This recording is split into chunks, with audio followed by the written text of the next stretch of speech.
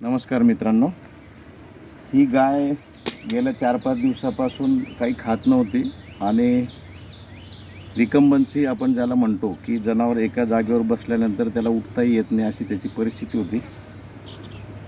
तिला डायरियाचा पण प्रॉब्लेम होता मोठ्या प्रमाणामध्ये. 8 दिवसापूर्वी तिला लूज मोशनचा प्रॉब्लेम असल्यामुळे खूप जास्ती प्रमाणात डिहायड्रेशन होतं. त्याला आपण 3rd डिग्री डिहायड्रेशन म्हणू. मग आम्ही तिला जेव्हा अटेंड केलं त्यामुळे जी लक्षणं होते त्याच्यावरून रिहायड्रेशन करण्यासाठी तिला जवळजवळ रोज 4 ते 5 लिटर IV फ्लुइड्स आम्ही देत गेलो.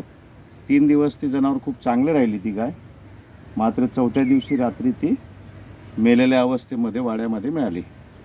तर आज आम्हाला जी शंका होती की तिच्या पोटामध्ये प्लास्टिकच्या पिशव्या असाव्यात खूप मोठ्या प्रमाणामध्ये, असं आम्हाला शंका असल्यामुळे, कारण की ही गाय गावात चरणारी गाय होती आणि ती गोशाळेत त्या ओनरने दिलेली होती दान म्हणून.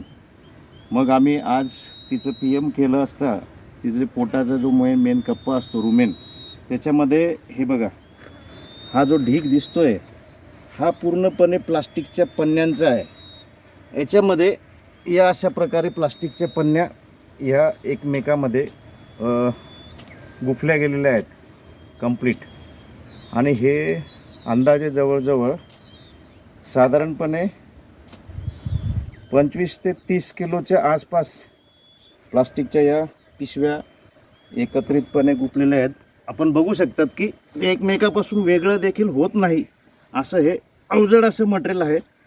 पोटाचा जवळजवळ 90 ते 95% भाग या प्लास्टिकमुळे व्यापला गेला असल्यामुळे जनावर चारा काय ते 10% जागा जी पोटाची रिकामी आहे त्याच्यामध्ये तो थोडाफार काही दिवस जगला असेल, थोडे दिवस, परंतु शेवटी या पन्न्यांनी गाईचा दुर्दैवी अंत घेतला. माझी सर्व नागरिकांना विनंती आहे की आपल्या घरातलं जे बासी अन्न असतं ते अन्न आपण प्लास्टिकच्या पिशवीमध्ये टाकून बाहेर टाकून देतो, कचऱ्याच्या पेटीमध्ये किंवा कुठल्या तरी ओपन स्पेसमध्ये. आणि मग हे फिरणारी जी जनावरं असतात ही अन्नाच्या शोधामध्ये त्या प्लास्टिकच्या पिशवीत, तिला ते स्मेलमुळे कळतं की याच्यात अन्न आहे, परंतु त्या प्लास्टिकच्या पिशवीतून ते अन्न सेपरेट करून प्लास्टिकची पिशवी बाजूला करणं काय त्याला पॉसिबल नाही होत.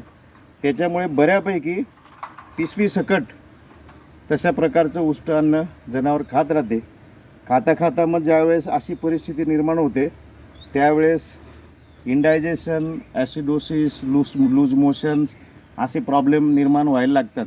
आपण उपचार करतो लक्षणांप्रमाणे, परंतु जर परिस्थिती एवढी गंभीर असेल तर ते जनावर दुरुस्त होणं दुरापास्तच नाही, अशक्यच गोष्ट आहे जवळपास मला वाटते. म्हणून माझी सगळ्यांना विनंती आहे की प्लास्टिकच्या पिशवीत अन्न टाकून तुम्ही कचऱ्याच्या पेटीमध्ये ते टाकून देऊ नका. हे फिरणारे जे आपले जनावरं असतात हे जनावरं यांना कळत नाही फारसं, त्याच्यामुळे ते अन्नासकट पिशव्या खाल्ल्यामुळे असा प्रॉब्लेम निर्माण होतो.